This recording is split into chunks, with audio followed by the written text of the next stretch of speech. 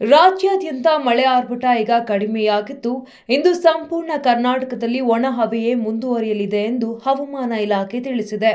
ಕಳೆದ ಕೆಲ ದಿನಗಳಿಂದ ಆಗಾಗ ಮಳೆ ಕಾಣಿಸಿಕೊಂಡಿದ್ದರೂ ಈಗ ವರುಣನ ಅಬ್ಬರಕ್ಕೆ ಸಂಪೂರ್ಣ ಬ್ರೇಕ್ ಬಿದ್ದಂತಾಗಿದೆ.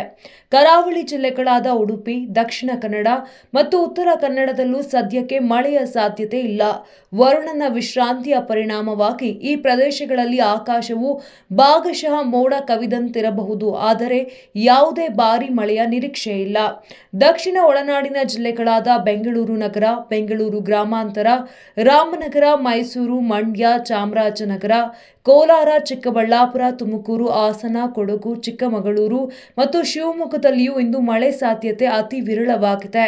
ಜನರು ದಿನನಿತ್ಯದ ಕಾರ್ಯಗಳಲ್ಲಿ ಯಾವುದೇ ತೊಂದರೆ ಇಲ್ಲದೆ ಸಂಚರಿಸಬಹುದಾಗಿದೆ ಎಂದು ಹವಾಮಾನ ಇಲಾಖೆ ಹೇಳಿದೆ. ಉತ್ತರ ಒಳನಾಡಿನ ಜಿಲ್ಲೆಗಳಾದ ಬೆಳಗಾವಿ, ಬೀದರ್, ವಿಜಯಪುರ, ಬಾಗಲಕೋಟೆ, ಹಾವೇರಿ, ಗದಗ, ಧಾರವಾಡ, ಕಲಬುರಗಿ, ಕೊಪ್ಪಳ, ಬಳ್ಳಾರಿ, ರಾಯಚೂರು, ಯಾದಗಿರಿ ಮತ್ತು ವಿಜಯನಗರದಲ್ಲೂ ಸಂಪೂರ್ಣ ಒಣ ಹವೆಯೇ ಇರಲಿದೆ. ವಾತಾವರಣ ಶಾಂತವಾಗಿದ್ದು ತಾಪಮಾನದಲ್ಲಿ ಸ್ವಲ್ಪ ಏರಿಕೆ ಕಂಡುಬರುವ ಸಾಧ್ಯತೆ ಇದೆ. ಬೆಂಗಳೂರು ನಗರದಲ್ಲಿ ಇಂದು ಮೋಡ ಕವಿದ ವಾತಾವರಣ ಇರಲಿದೆ. ಗರಿಷ್ಠ ತಾಪಮಾನ 27 ಡಿಗ್ರಿ ಸೆಲ್ಸಿಯಸ್, ಕನಿಷ್ಠ 16 ಡಿಗ್ರಿ ಸೆಲ್ಸಿಯಸ್ ಇರಲಿದ್ದು, ಗಾಳಿಯ ವೇಗ ಗಂಟೆಗೆ ಸುಮಾರು 5 ಕಿಲೋಮೀಟರ್ ಇರಲಿದೆ. ಹವಾಮಾನ ಇಲಾಖೆಯ ಪ್ರಕಾರ ಮುಂದಿನ 2-3 ದಿನಗಳ ಕಾಲವು ರಾಜ್ಯಾದ್ಯಂತ ಒಣ ಹವೆ ಮುಂದುವರಿಯುವ ಸಾಧ್ಯತೆ ಹೆಚ್ಚು ಎಂದು ಹೇಳಲಾಗಿದೆ.